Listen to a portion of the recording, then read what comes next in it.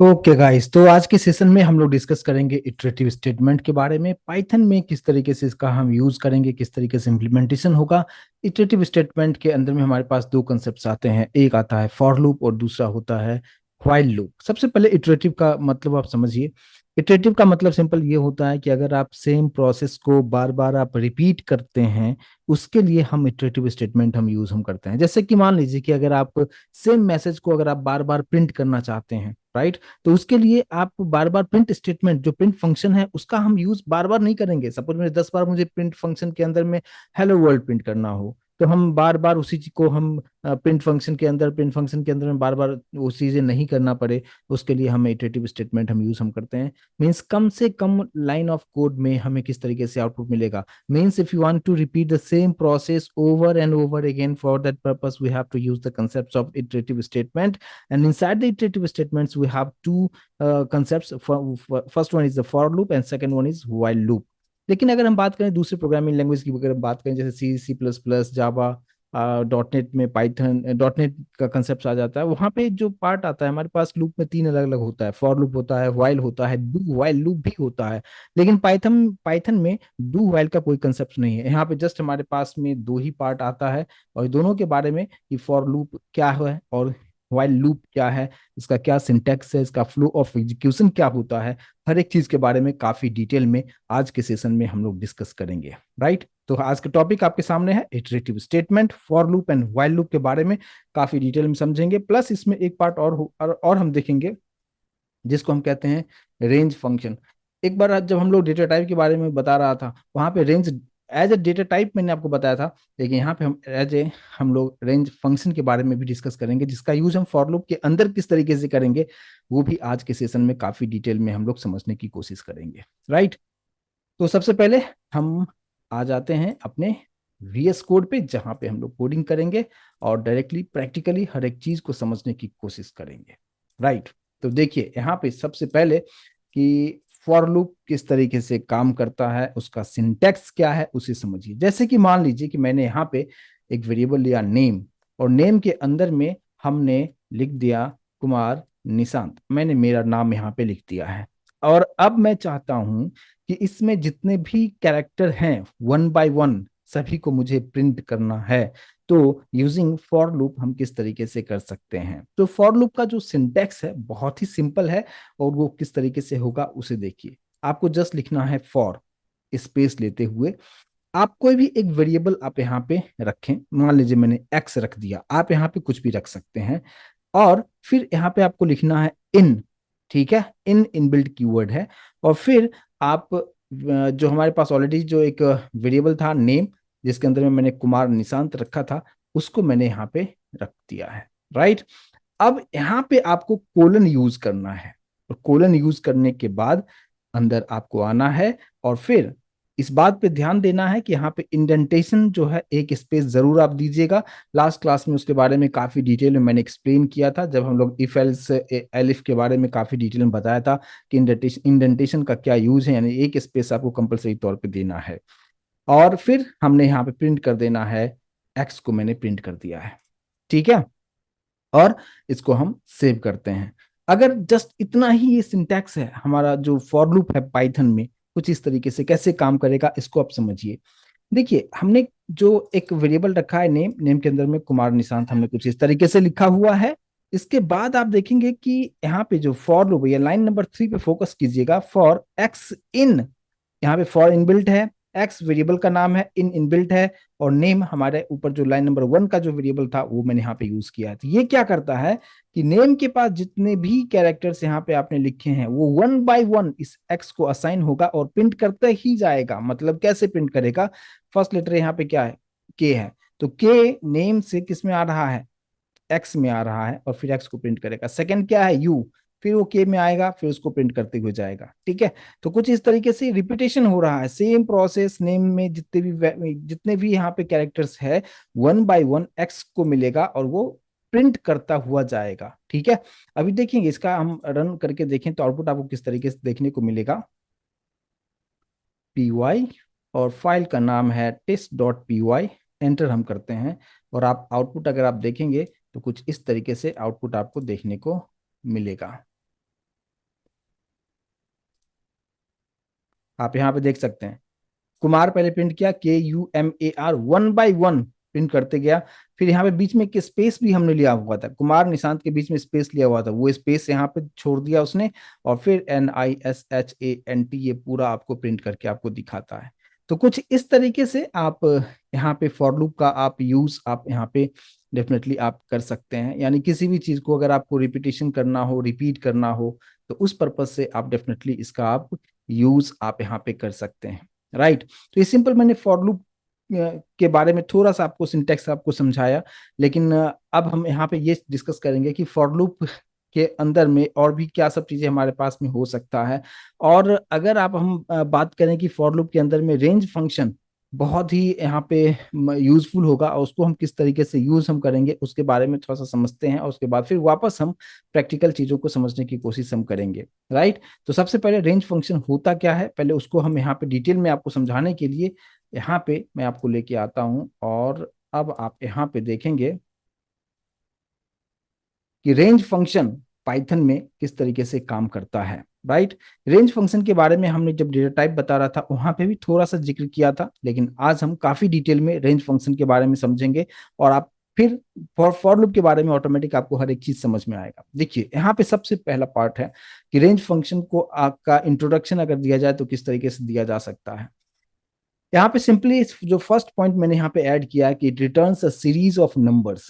ये नंबर्स का जो सीरीज है, किसी भी नंबर के सीरीज को वो रिटर्न करता है, यानी प्रिंट करता है, या आप अपने प्रोग्राम में आप यूज आप कर सकते हैं। तो नंबर जो है, एक सीरीज ऑफ नंबर को रिप्रेजेंट करने के लिए हम यहाँ पे रेंज फंक्शन का यूज हम करेंगे। यहाँ पे मैंने सिंटेक्स भी रखा है, इस चीज को आप समझिए, सिंटेक्स यहाँ पे किस तरीके से ये काम करेगा। इसको आप यहाँ पे अगर आप देखेंगे कि सिंटेक्स क्या है, सबसे पहले आपको लिखना है रेंज, सभी स्मॉल लेटर में लिखना है, ब्रैकेट के अंदर में, यानी पैरामीटर जो हम पास करेंगे, यहाँ पे 3 पैरामीटर्स आपको देना है, start, comma, stop, comma, step. ये 3 हमारे पास में पैरामीटर आपको देना है। यहाँ पे सबसे पहला जो स्टार्ट है उसका क्या मतलब है, यहाँ पे इसका मतलब मैंने सिंपल यहाँ पे दिया हुआ है कि starting position of the sequence, कि आप कहाँ से उस नंबर की सीरीज जो भी आप प्रिंट करना चाहते हैं वो कहाँ से स्टार्ट आप कर रहे हैं। और अगर आपने स्टार्टिंग पॉइंट कुछ नहीं लिखा है तो उसका डिफॉल्ट वैल्यू जो होता है वो 0 होता है। स्टार्टिंग वाला में अगर आपने 1 2 3 4 नहीं लिखा है तो वो डिफॉल्ट जो वैल्यू होगा वो 0 से ही स्टार्ट करता है। यानी रेंज फंक्शन के अंदर में फर्स्ट पैरामीटर जो है, फर्स्ट आर्गुमेंट जो आप पास करेंगे वो होगा क्या, स्टार्टिंग कहाँ से कर रहे हैं, वो नंबर जो आप प्रिंट करने वाले हैं कहाँ से स्टार्ट कर रहे हैं। अगर आपने कुछ नंबर नहीं दिया है तो वो 0 से स्टार्ट करेगा, इसलिए मैंने यहाँ पे लिख दिया डिफॉल्ट वैल्यू इज 0। तो ये हो गया स्टार्ट के बारे में। सेकंड जो यहाँ पे आर्गुमेंट होगा वो है स्टॉप। स्टॉप का मतलब क्या, stopping position of the sequence, कि जो भी नंबर आप प्रिंट कर रहे हैं उसका स्टॉपिंग एक पॉइंट होगा, स्टॉपिंग पोजीशन होगा कि कहाँ पे जाके उसको स्टॉप करना चाहते हैं। तो never include in the result of the range function, इसमें आपको स्टॉप वाले में आपको उसको इंक्लूड करना नहीं होता है। कैसे होगा हम प्रैक्टिकली अभी आपको करके दिखाएंगे। इसके बाद यहाँ पे स्टेप की बात आती है कि अगर आप मान लीजिए कि अगर आप प्रिंट करना चाहते हैं 0 से लेके आप 10 तक प्रिंट करना चाह रहे हैं, राइट, लेकिन इंक्रीमेंट आप चाहते हैं कि मुझे 1 से या 2 से इंक्रीमेंट करना हो, यानी 1 के बाद 2 के बाद 3 कुछ ऐसा प्रिंट करना हो, तो वहां पे ये जो पार्ट हमारे पास में आता है स्टेप, ये क्या स्पेसिफाई करता है, specifies the increment value, default value यहाँ पे इसका 1 होता है, राइट। तो ये 3 आर्गुमेंट्स आपको यहाँ पे पास करना होता है रेंज फंक्शन के अंदर में। एक एग्जांपल के थ्रू इस चीज को समझते हैं।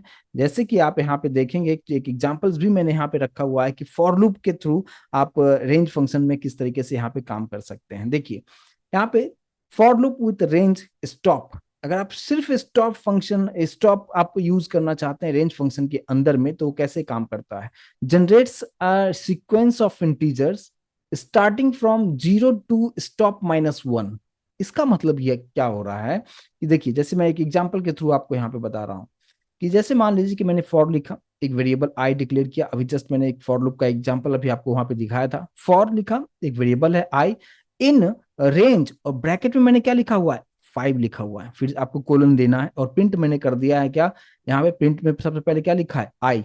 यहाँ पे देखेंगे इंडेंटेशन मैंने यूज किया हुआ है, स्पेस के साथ प्रिंट यूज किया है, क्या, आई को प्रिंट कर दिया। और ये प्रिंट अगर आप देखेंगे इधर से है, इसका मतलब क्या, इसको फॉर लूप से कोई मतलब नहीं है, ये फॉर लूप के बाहर के स्टेटमेंट है। ठीक है।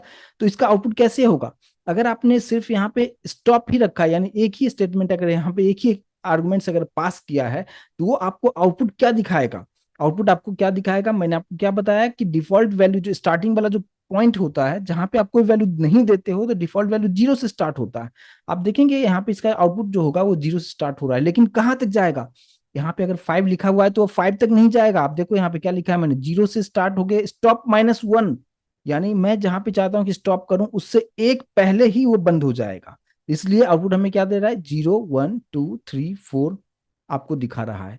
लेकिन यहाँ पे स्टेपिंग कितना का हो रहा है, इंक्रीमेंट कितना का हो रहा है, 1 का हो रहा है, जो कि बाय डिफॉल्ट 1 का होता है। अगर आप नहीं भी लिखेंगे तो 1 का इंक्रीमेंट होता है, लेकिन अगर आप चाहते हैं 2 का इंक्रीमेंट हो, 3 का इंक्रीमेंट हो, तो उस केस में आपको लिखना पड़ेगा। वहां पे कैसे होगा वो भी हम देखेंगे, पहले इस एग्जांपल्स को हम एक बार करके देख लें, ताकि आप इस कंसेप्ट को आप बेहतर तरीके से आप यहाँ पे समझ पाएंगे कि यहाँ पे रेंज सेम इसी तरीके से हम यहाँ पे एक एग्जाम्पल के थ्रू इस चीज को हम करके देखेंगे।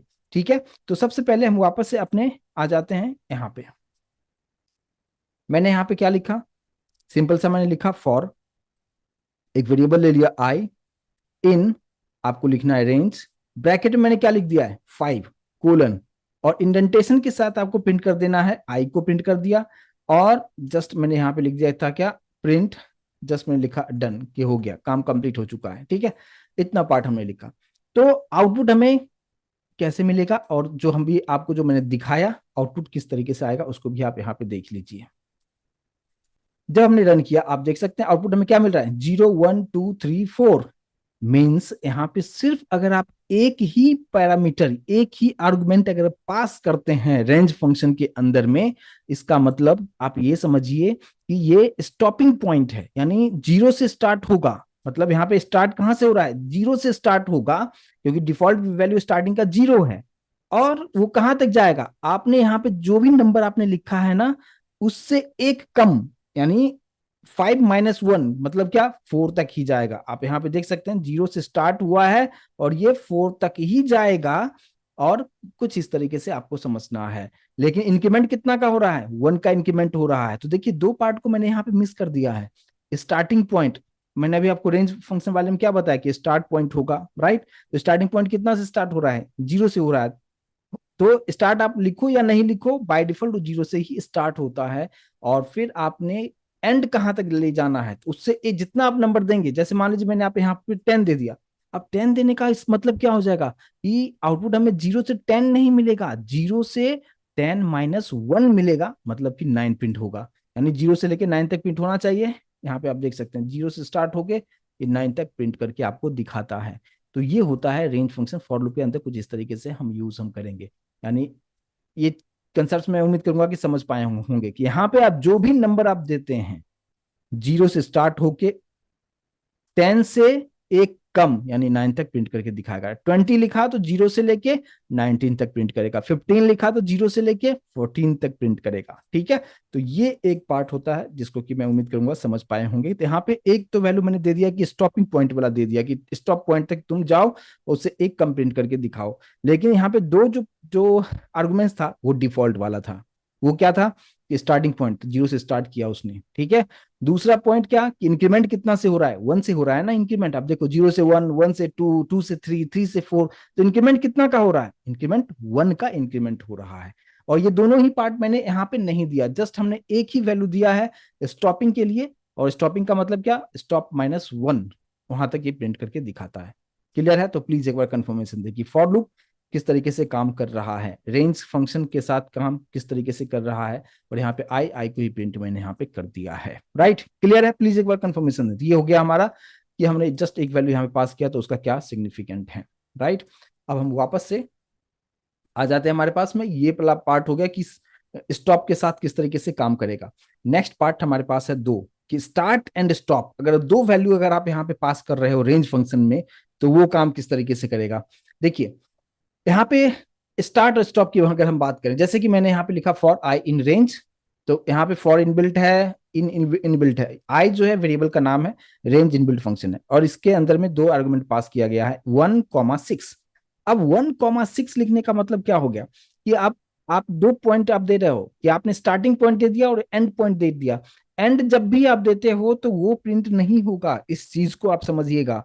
आप जब भी आप प्रिंट यहाँ पे होगा तो कितना प्रिंट करेगा, 6 - 1, मतलब 5 तक ही प्रिंट करके वो दिखाएगा। लेकिन यहाँ पे आपने 1 लिखा हुआ है, यानी स्टार्टिंग आप बोल रहे हो कि 1 से स्टार्टिंग करो। अगर आप यहाँ पे कुछ नहीं लिखते तो बाय डिफॉल्ट कहाँ से स्टार्ट करता वो, 0 से स्टार्ट करता। जैसे कि लास्ट वाले केस में आपने देखा वो 0 से स्टार्ट कर रहा था, लेकिन यहाँ पे वो क्या स्टार्ट करेगा, वो 1 से स्टार्ट करेगा। और अब यहाँ पे देखेंगे आउटपुट 1 से स्टार्ट किया है, 1 2, इंक्रीमेंट कितना का हो रहा है डिफॉल्ट, क्योंकि मैंने यहाँ पे उसके बारे में बताया नहीं है।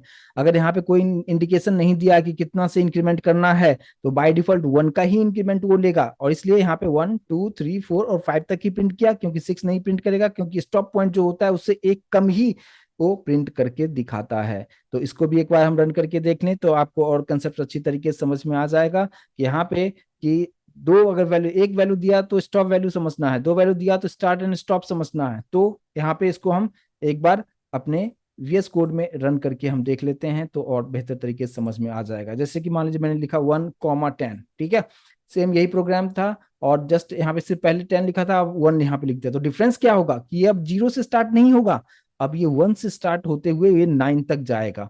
ठीक है, तो अब यहाँ पे इसको,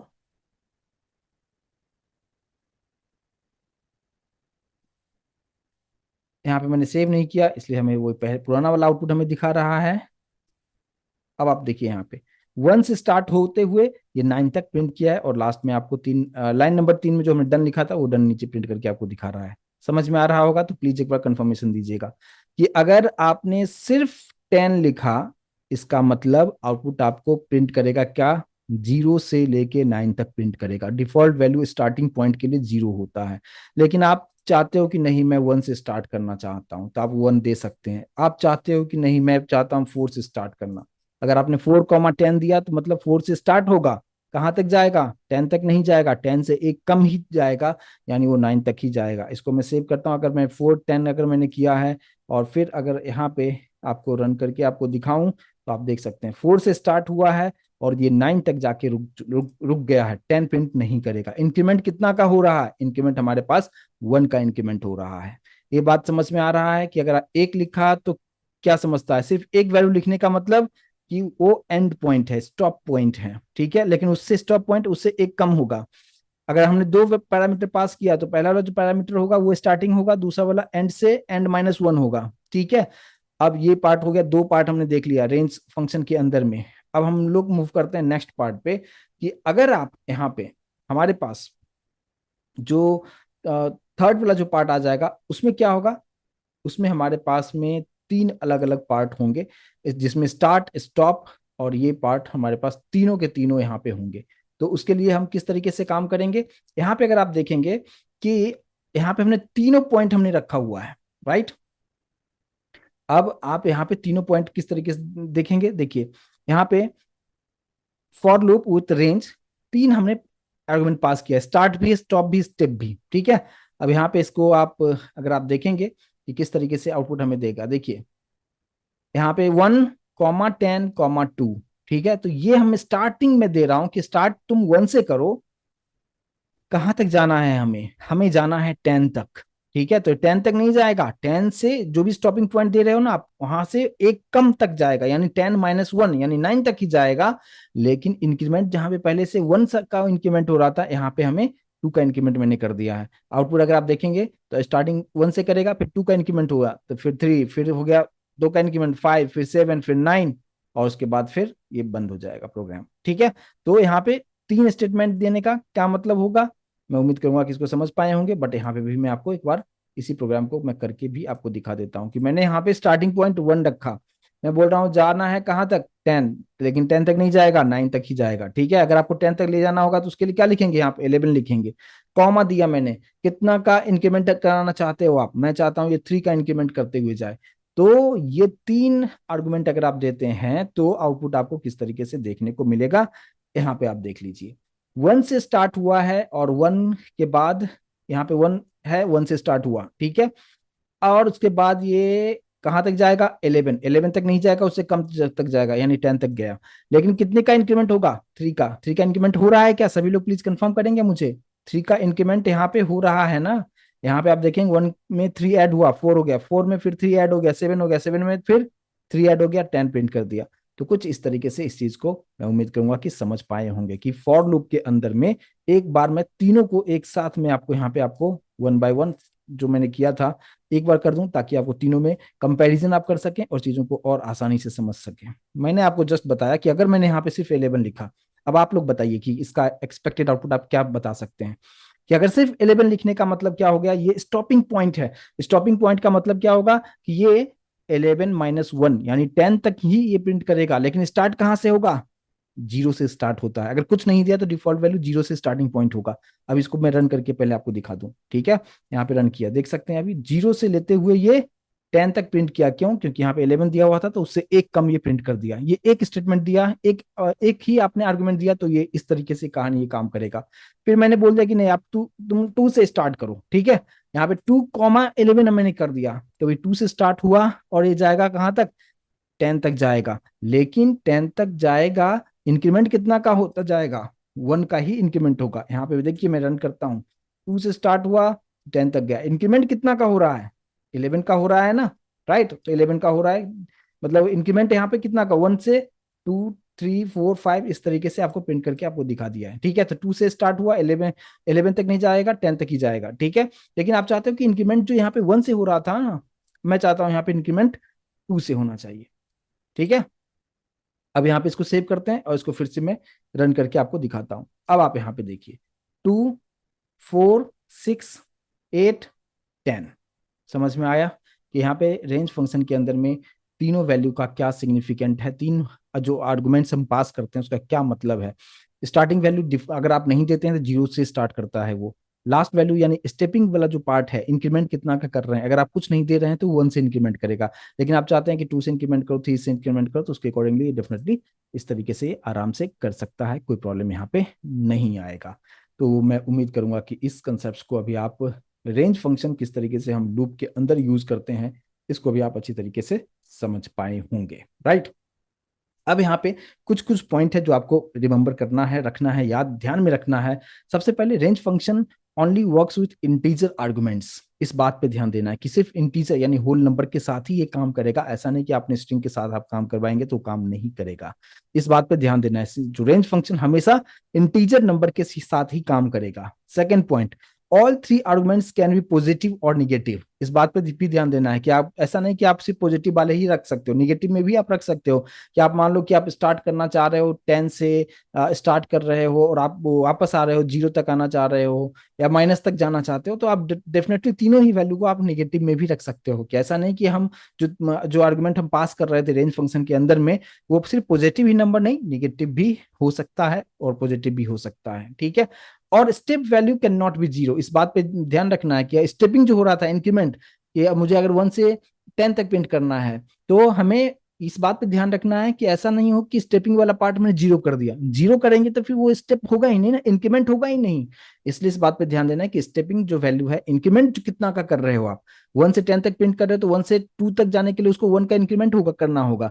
2 से 3 तक जाने के लिए 1 का इंक्रीमेंट करना होगा। लेकिन अगर आपने स्टेपिंग को जीरो कर दिया, इसका मतलब है कि वो आगे बढ़ेगा ही नहीं। तो ये जो पॉइंट है, मैं उम्मीद करूंगा कि इस तीनों पॉइंट को भी आप अच्छी तरीके से समझ पाए होंगे कि रेंज फंक्शन सिर्फ इंटीजर जो आप उसमें काम करेंगे, सिर्फ इंटीजर आर्गुमेंट्स को ही के लिए काम करेंगे आप। और सेकेंड पार्ट कि यहाँ पे तीनों आर्गुमेंट्स पॉजिटिव निगेटिव कभी कोई भी हो सकता है। लेकिन जो स्टेप वाला जो पार्ट है, वो इस बात पर ध्यान रखना है कि जीरो नहीं हो। पॉजिटिव माइनस निगेटिव कोई भी नंबर हो सकता है, लेकिन जीरो नहीं होना चाहिए। इस बात पे आपको ध्यान रख के काम करना है। तो ये रेंज फंक्शन, मैं उम्मीद करूंगा कि इसको आप अच्छी तरीके से यहाँ पे समझ पाए होंगे कि किस तरीके से यहाँ पे आप रेंज फंक्शन के साथ काम कर सकते हैं। अगर आप मान लीजिए एक चीज को आप यहाँ पे एक दूसरे एग्जांपल्स के थ्रू मैं चीजों को समझाने की कोशिश कर रहा हूँ। जैसे कि मान लीजिए कि अभी जो एग्जांपल्स अभी आपने देखा, मैं इसी एग्जांपल को रखता हूँ, ठीक है। मैंने यहाँ पे लिख दिया है 10, ठीक है। ये कोई जरूरी नहीं है कि यहाँ पे आप इस आई को प्रिंट करोगे तो आपको डेफिनेटली है कि आउटपुट आपको मिलेगा। आई अगर हम प्रिंट करते हैं तो इस केस में क्या आउटपुट मिलेगा, आप लोग बताइए कि क्या हो सकता है। अभी अगर मैं इसको रन करना चाहूं तो हमें एक ही वैल्यू दिया है। एक ही वैल्यू देने का मतलब क्या होता है, स्टॉप वैल्यू, राइट। तो स्टॉप वैल्यू है तो आउटपुट हमें क्या मिलेगा, जीरो से स्टार्ट होगा और वो कहां तक जाएगा, 10 - 1 यानी 9 तक ही प्रिंट करके दिखाएगा हमें, ठीक है। तो अब ये आई की जगह पे आपको कुछ और प्रिंट करना है। मैं चाहता हूं मुझे प्रिंट करके दिखा दो क्या, हेलो वर्ल्ड, ये मैसेज प्रिंट करके दिखाओ। अब क्या करेगा कि ये जो चीजें हैं हमें जो प्रिंट करके अभी जो आपको दिखाएगा कि हेलो वर्ल्ड जो है वो हमें कितनी बार प्रिंट करके दिखाएगा, आप देख सकते हैं। 1 2 3 4 5 6 7 8 9 10 टाइम्स प्रिंट करके दिखाया। अब 10 टाइम्स क्यों प्रिंट करके दिखाया? क्योंकि स्टार्टिंग जीरो से हो रहा है, इसलिए 10 तक ही प्रिंट करके दिखा दिया है। तो जीरो भी एक काउंट होगा ना, जीरो से लेके अगर आप 9 तक काउंट करोगे तो कितना होगा टोटल? 10 होगा। तो 10 प्रिंट करके आपको यहाँ पे दिखाता है। ठीक है, तो कुछ इस तरीके से, मतलब ये इसलिए मैंने आपको बताया कि यहाँ पे मैंने अभी आपको बताया कि यहाँ पे जो वैल्यू हम पास करेंगे सब इंटीजर में होगा। लेकिन यहाँ पे आई को जो पहले हम प्रिंट कर रहे थे, यहाँ पे आप कुछ भी ऑपरेशंस को परफॉर्म करवा सकते हो कि कितनी बार उस चीजों को आप परफॉर्म करवा सकते हो। जैसे मैंने अभी आपको बताया कि इटरेटिव स्टेटमेंट के अंदर में जो फॉर लूप है उसका काम क्या है? उसका काम है कि हमें अगर सेम चीज को बार बार रिपीट करना हो तो बार बार हमें प्रिंट फंक्शन यूज नहीं करना पड़े, राइट। अगर मान लीजिए कि अगर मैं ये फॉर लूप का कंसेप्ट हमारे पास में नहीं होता और मुझे हेलो वर्ल्ड प्रिंट करना होता 10 बार, तो आप 10 बार प्रिंट फंक्शन कॉपी पेस्ट करते, और वो प्रोग्रामिंग का काम नहीं, प्रोग्रामर का काम नहीं होता। प्रोग्रामर का काम होता है कि आप लॉजिक के थ्रू चीजों को करें, कम से कम कोड में मैक्सिमम आउटपुट आपको मिले। अगर हेलो वर्ल्ड को अगर आपको कहा जाए कि 100 टाइम प्रिंट करो, ठीक है, यहाँ पे 100 लिख दीजिए, 100 टाइम्स ही आपको प्रिंट करके दिखा देगा, राइट। तो आपका काम कितना आसान कर रहा है, राइट। तो कुछ इस तरीके से मैं उम्मीद करूंगा कि इस कंसेप्ट को भी आप समझ पाए होंगे कि यहाँ पे आप जो कुछ भी लिखे अंदर में क्या करवाना चाहते हैं, ये डिपेंड करता है आपका रिक्वायरमेंट के अकॉर्डिंगली कितनी बार चीजों को आप करवाना चाह रहे हैं।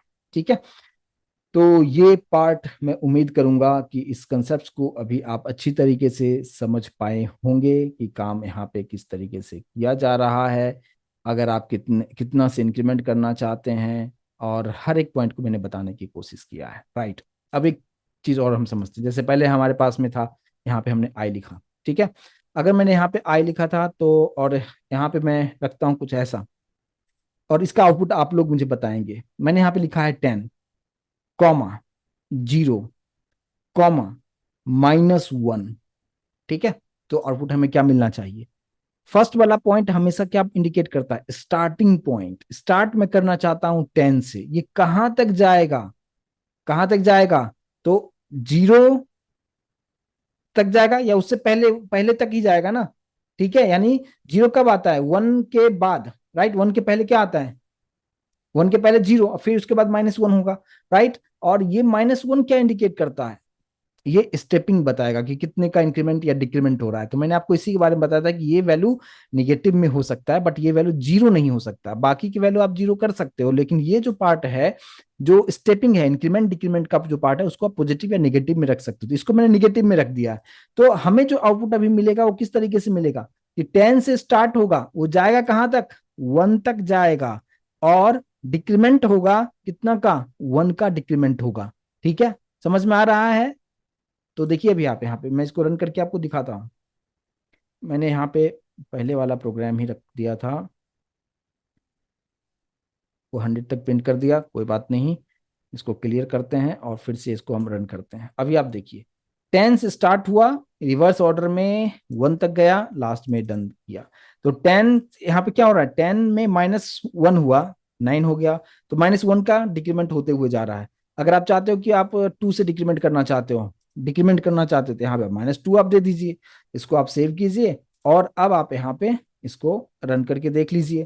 जब आप रन करेंगे आप देख सकते हैं 10, 8 कुछ इस तरीके से चीजें को परफॉर्म कर रहा है। तो आप इंक्रीजिंग ऑर्डर में या डिक्रीजिंग ऑर्डर में कैसे भी हो उसको आप प्रिंट अप कर सकते हैं, राइट। तो ये होता है फॉर लूप की कहानी। लेकिन इसमें कुछ और भी एग्जांपल्स को और मैं बताना चाहूंगा। जैसे कि मान लीजिए कि अभी तो मैंने वो जो भी नंबर यहाँ पे दिया हुआ था उसके अकॉर्डिंगली चीजों को कर दिया है। जैसे कि मान लीजिए कि मुझे एक नंबर का जो है कि लिस्ट ऑफ नंबर्स यूजर से इनपुट लेना है, और जब हम इनपुट फंक्शन के बारे में बता रहे थे वहां पे आपको बताया था कि इनपुट फंक्शन में हम एक इवैल फंक्शन यूज किया था, जहां पे आप एक लिस्ट में डेटा को ले सकते हो, नंबर्स को आप ले सकते हो आप। तो उसके थ्रू अगर कुछ चीजों को लेना है, एक लिस्ट ऑफ नंबर्स हमें यूजर से लेना है, और उसमें यूजर जो कुछ भी लिस्टिंग कर रहा है उस सभी का मुझे एडिशन परफॉर्म करना होगा। तो यूजिंग फॉर लूप हम किस तरीके से कर सकते हैं उसको हम समझते हैं।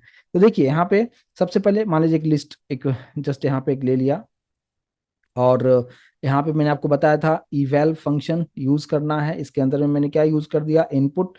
और यहाँ पे जस्ट मैंने बोल दिया क्या? Enter a list of numbers, ठीक है। और यहाँ पे थोड़ा सा लाइन को ब्रेक कर दूंगा ताकि प्रॉपर हमें आउटपुट मिले। और फिर इसके नीचे आते हैं, एक वेरिएबल ले लिया सम, सम को मैं जीरो से इनिशियलाइज कर दिया हूँ। क्यों इनिशियलाइज किया हूँ थोड़ी देर में समझ में आएगा आपको। फॉर लूप लगाया, एक वेरिएबल ले लिया एक्स इन लिस्ट।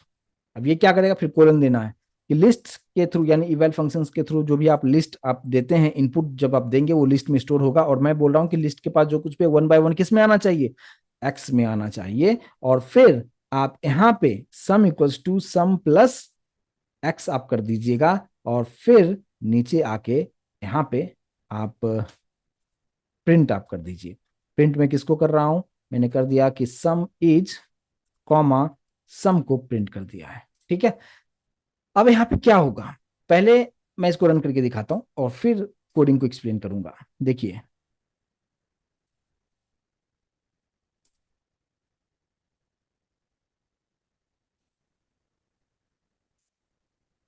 एक न्यू टर्मिनल यहाँ पे ओपन कर लेते हैं।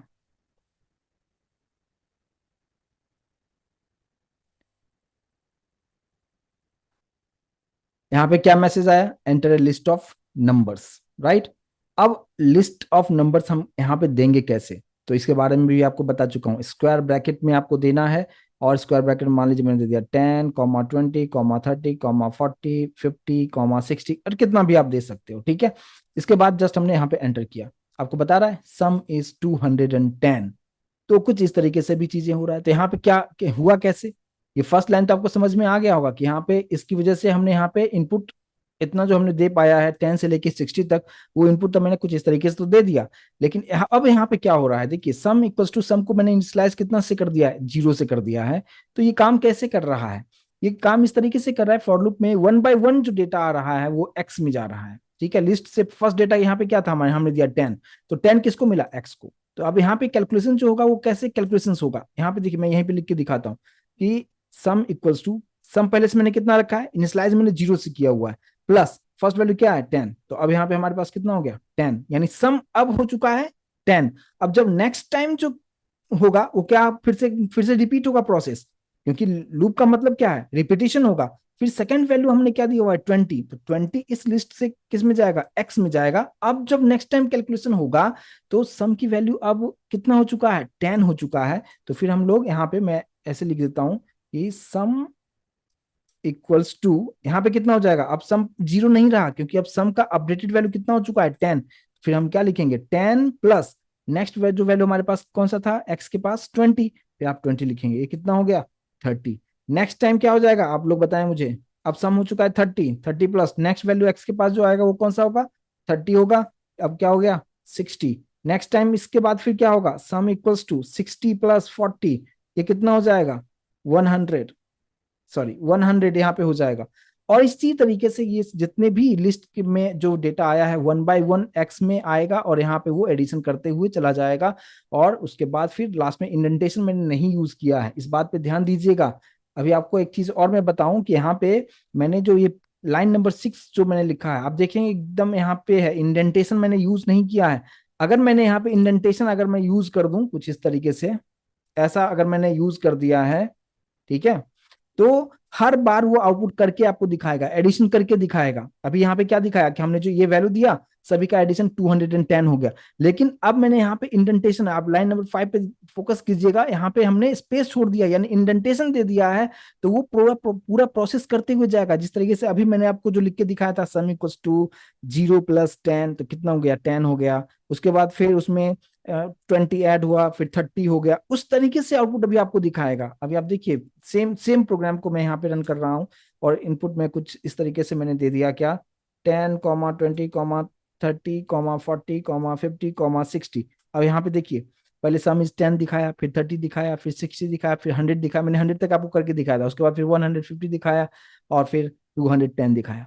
तो इस तरीके से वो लूप के अंदर ही हमने रखा। अगर ये इंडेंटेशन यहाँ पे देने का मतलब क्या हो रहा है, ये पूरा चीजें आपको करते हुए दिखाता जा रहा है। लेकिन अगर मैंने इस प्रिंट को मैंने ऐसे कर दिया, स्पेस वहां से हटा दिया, इंडेंटेशन को हटा दिया, इसका मतलब क्या है, ये वाला जो पार्ट है इसी दो लाइन में वो घूमता रहेगा और चीजों को कैलकुलेट करता जाएगा। और जैसे ये पूरा काम कंप्लीट हो जाएगा, लिस्ट का एक एक नंबर को उसने जब ऐड कर लिया होगा, फिर उसके बाद वो लाइन नंबर 5 पे आएगा और फिर डायरेक्ट हमें वहां पे आंसर करके हमें दिखाया था, जो कि हमें पहले वाला जो आउटपुट हमें जो देखने को मिला था ये वाला कुछ इस तरीके से इंडेंटेशन हमें यूज नहीं किया था, डायरेक्ट हमें बाहर निकल के यानी फॉर लूप के एग्जीक्यूशन से बाहर निकल के हमें आउटपुट दिया था। और यहाँ पे अगर आपने इंडेंटेशन दे दिया तो स्टेप बाय स्टेप उसने करते हुए चीजों को आपके सामने प्रेजेंट किया है। तो ये कुछ इस तरीके से भी आप यहाँ पे यूज कर सकते हैं लूप का, कि एक ही चीज को बार बार नहीं करना पड़े और वो इंटरनली आपके लिए इटरेटिव स्टेटमेंट आपके लिए अच्छी तरीके से करके आपको दिखाता है।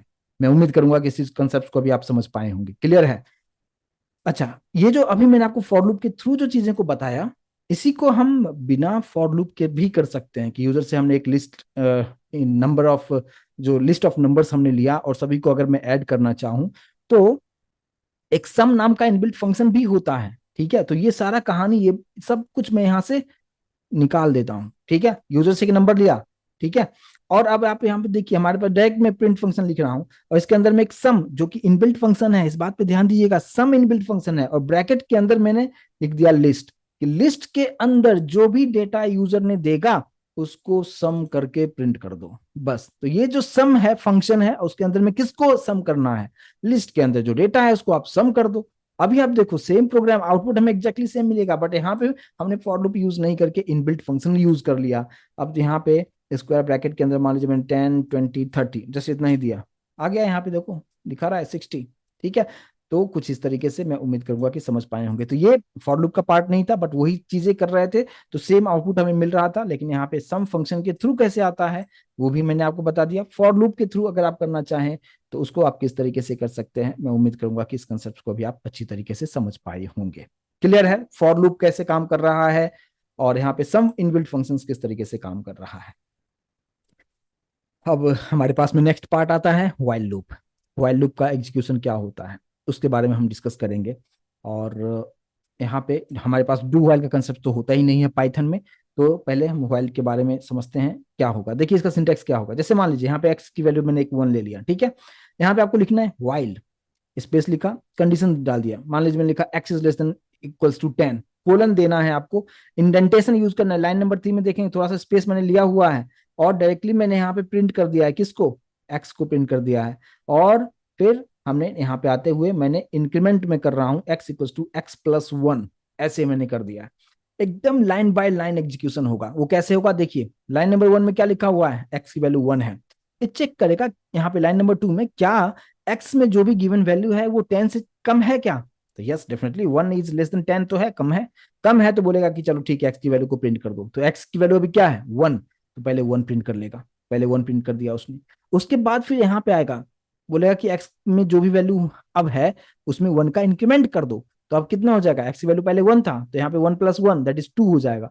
अब 2 होने के बाद ये वापस से ऊपर जाएगा, यानी एक्स की वैल्यू कितना कैरी कर रहा है वो यहाँ पे, यहाँ पे अगर मैं बताऊं कि इसको कमेंट करके मैं यहाँ पे लिख दिया कितना हो जाएगा, एक्स की वैल्यू 2 हो जाएगा। अब ये लाइन नंबर 4 से वापस ऊपर जाएगा लाइन नंबर कहाँ पे 2 पे। अब यहाँ पे एक्स की वैल्यू कितना हो चुका है, मैंने आपको बताया कि यहाँ पे इंक्रीमेंट होकर 2 हो चुका है।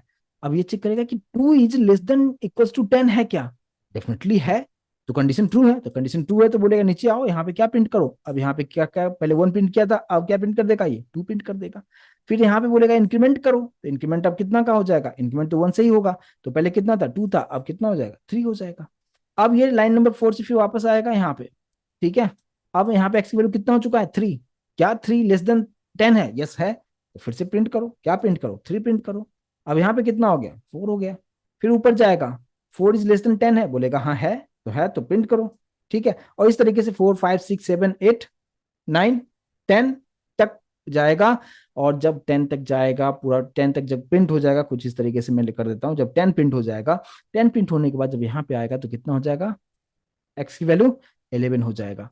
और जब 11 हो जाएगा फिर यहाँ पे जब आके वापस जब ऊपर आएगा कंडीशन चेक करने के लिए, तो कंडीशन 11 जो होगा वो लेस देन नहीं है 10 से, कंडीशन फॉल्स हो जाएगा। और जैसे फॉल्स होगा अब नीचे का कोई भी स्टेटमेंट एग्जीक्यूट नहीं होगा और आपका प्रोग्राम वहीं पे टर्मिनेट हो जाएगा। समझ में आ रहा है flow of execution, line number 1 में आया, फिर लाइन नंबर 2 में गया, कंडीशन ट्रू है तो लाइन नंबर 3 को प्रिंट करेगा, प्रिंट करने के बाद फिर यहाँ पे इंक्रीमेंट होगा, इंक्रीमेंट होने के बाद वापस लाइन नंबर 2 पे जाएगा कंडीशन चेक करने के लिए, और ये रिपीटेशन चलता जाएगा कब तक, जब तक ये कंडीशन फॉल्स नहीं होता है तब तक ये चीजें रिपीट होता जाएगा। अभी आउटपुट आप देखिए सभी चीजों को मैं यहाँ से फिलहाल निकाल देता हूँ, जो कि मैंने अभी आपको समझने के लिए यहाँ पे लिख दिया था। और अब हम लोग आते हैं, इसको रन करते हैं। यहाँ पे देख सकते हैं आउटपुट हमें 1 से लेके 10 तक प्रिंट करके दिखा रहा है। तो ये होता है हमारा व्हाइल लूप का एग्जीक्यूशन, राइट। अगर मान लीजिए, अच्छा एक चीज और यहाँ पे आपको बताऊं कि आप में से कोई लोग बोल रहे हैं कि ऐसा भी लिख सकते हैं क्या।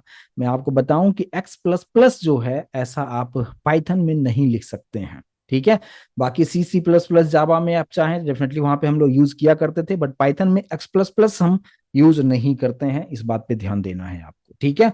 तो इसलिए आपको कैसे लिखना है, ऐसे लिखना है, x equal to x plus one. आप चाहते हैं टू का इंक्रीमेंट है यहाँ पे plus x equal to x plus two कर दीजिए। अगर आप ऐसा कर देते हैं और फिर अगर आप यहाँ पे रन करके देखें तो कितना होगा आउटपुट, क्या एक्सपेक्ट करेंगे आप लोग यहाँ पे जो है।